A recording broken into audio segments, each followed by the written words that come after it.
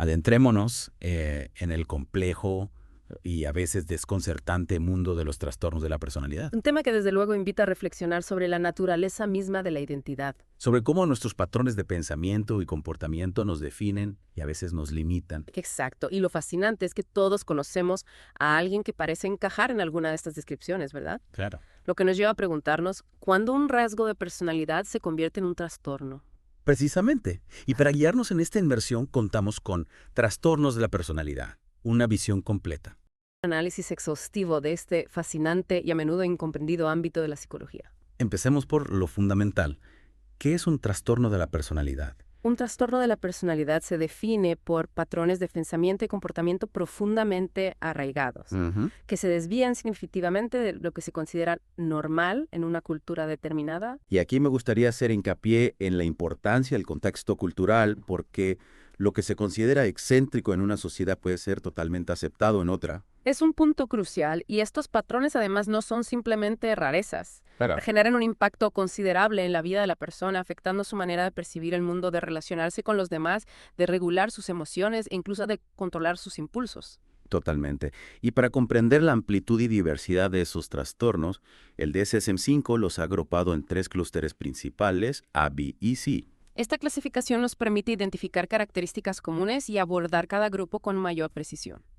Comenzamos entonces con el clúster A, el grupo de los trastornos excéntricos o extraños. ¿Qué los caracteriza? En este grupo encontramos tres trastornos: el paranoide, el esquizoide y el esquizotípico. Ajá. Y lo que los une es una dificultad para establecer relaciones interpersonales satisfactorias Mm. y una tendencia al aislamiento social. Empecemos por el trastorno paranoide de la personalidad.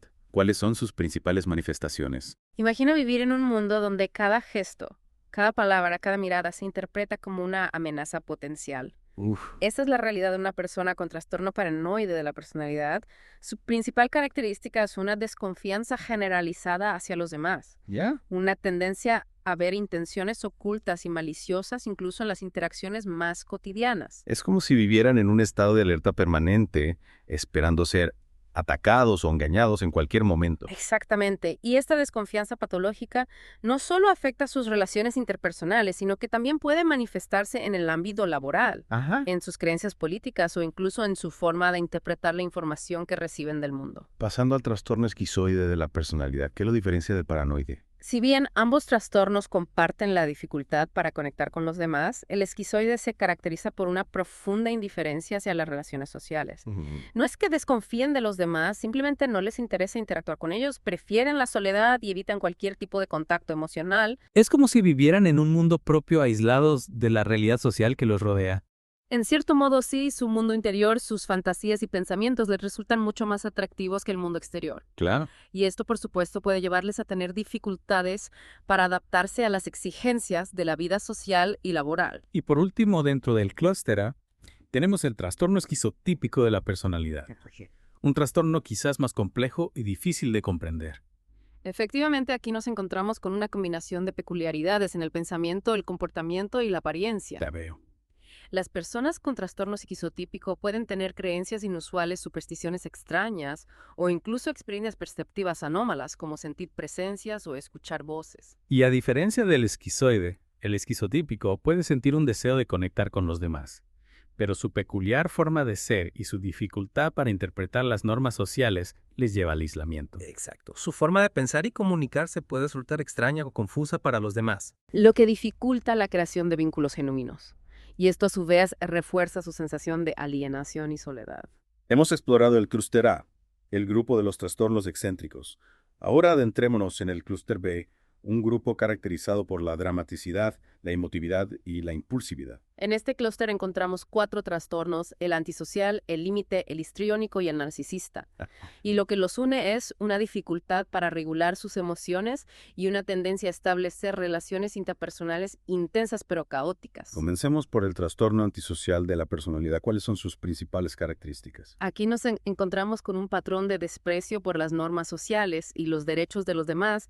Las personas con este trastorno pueden ser manipuladoras, engañosas, impulsivas. Vaya. Y carentes de remordimiento suelen tener problemas con la ley y un historial de conductas arriesgadas e irresponsables. Es un trastorno que a menudo se asocia con la delincuencia y la violencia. Es cierto que existe una mayor prevalencia de conductas delictivas en personas con trastorno antisocial de la personalidad, pero es importante destacar que no todos los delincuentes tienen este trastorno. Ni todas las personas con este trastorno son delincuentes.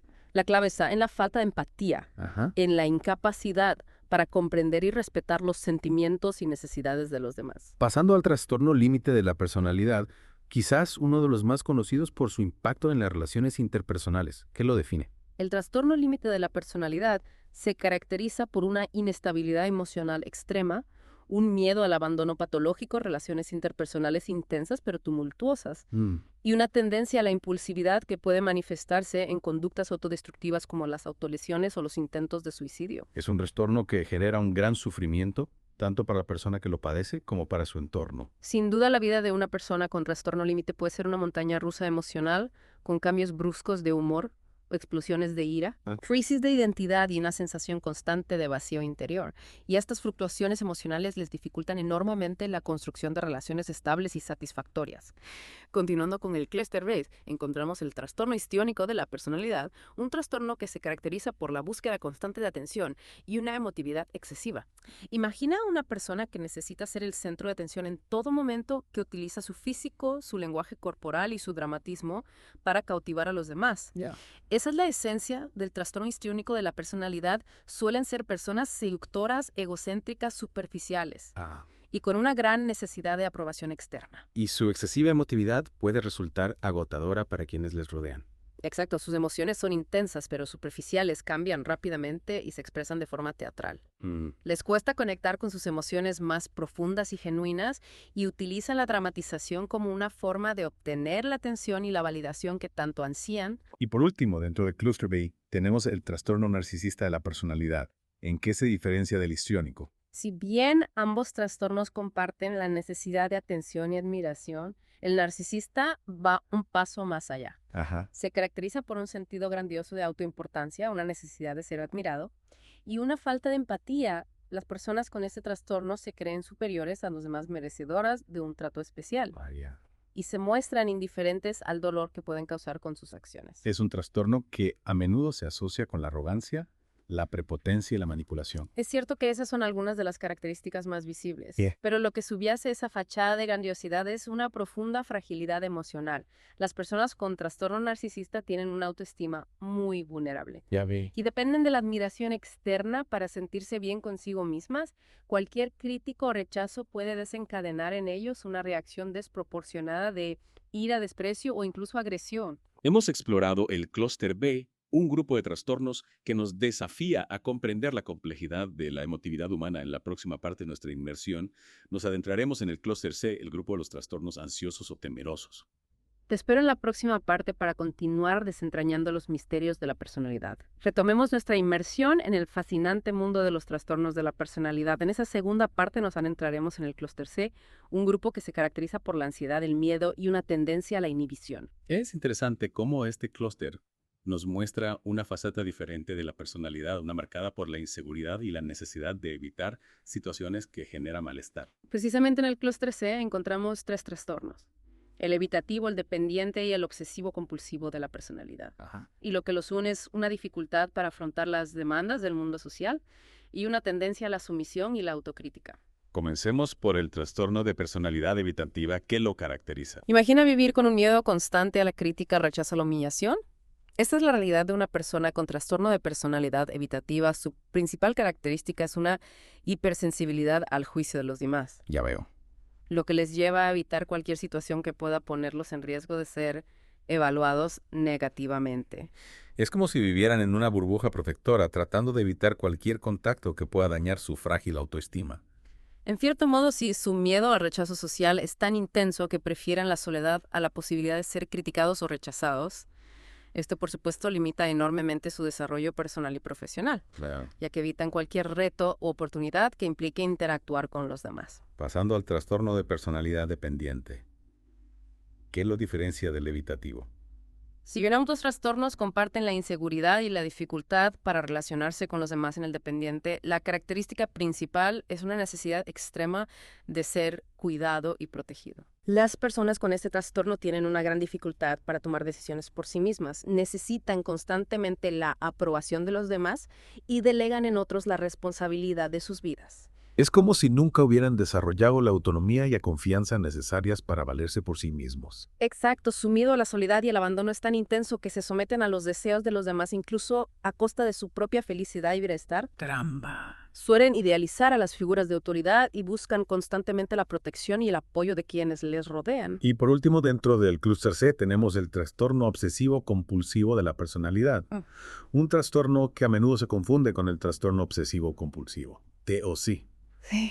pero que presenta características propias. Es importante destacar que si bien ambos trastornos comparten la preocupación por el orden y el control en el TOC, las obsesiones y compulsiones son egodistónicas, es decir, la persona las reconoce como intrusivas e irracionales, mientras que en el trastorno de personalidad obsesivo-compulsivo, los rasgos son egosintónicos, es decir, la persona los considera parte de su identidad y no los percibe como un problema. Es decir, que en el trastorno de personalidad obsesivo-compulsivo, la rigidez, el perfeccionismo y la necesidad de control se viven como algo positivo, como una forma de ser eficaz y responsable.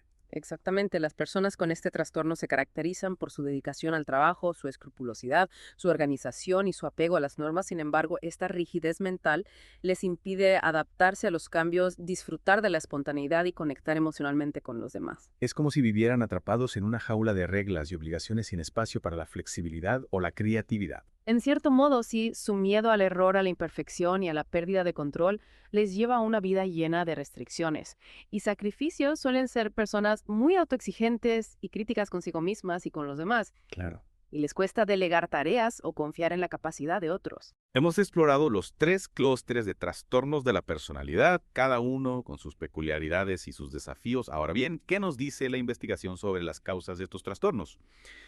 ¿Por qué algunas personas desarrollan estos patrones de pensamiento y comportamiento tan rígidos y desadaptativos?